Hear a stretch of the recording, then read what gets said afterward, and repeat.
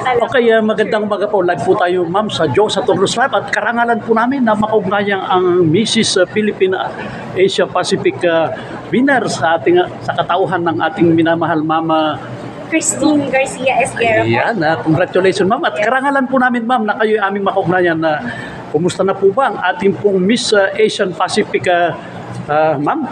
Ito po, happy dahil naka-attend po ako ng session for the first time here sa lalawigan ng Nueva Ecija. Napakabait po ng ating Vice Governor Anthony Umali at ng ating mga escort na kapulisan ng PNP Gapan at ating mga sundalo na talaga namang protecting us, di ba? And syempre, ang aking Divina Pastora Cooperative ng Gapan City po at ng buong Nueva Ecija. Yan.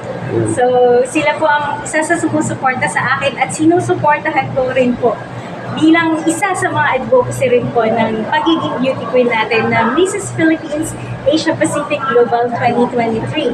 Kami po ay hinirang na maging main title holder ng pagiging beauty queen para po makatulong sa ating komunidad, sa ating mga kababayan, sa bansa natin at mag-promote din ng kagandahan ng panloob, hindi lamang ng panglabas.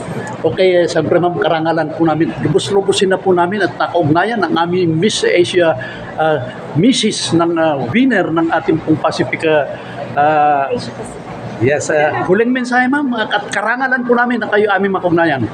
Yes, ako po ay si Christine Garcia Esguerra, your Mrs. Philippines Asia Pacific Global 2023 ng Lumiere International Pageantry.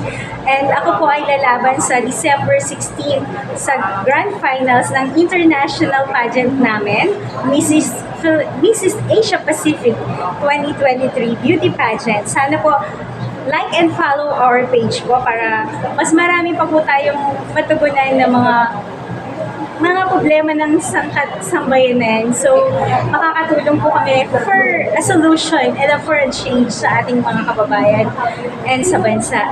And, ano pa po ba? Maraming salamat po sa inyong lahat dito. Ingat ng inyong pagtanggap sa akin. Salamat. Okay, congratulations na Mama Garcia. Buhat dito sa Palayan City. Ito si Kuya Joe Saturno kasama si Bebot. Thank you, Kuya Chong.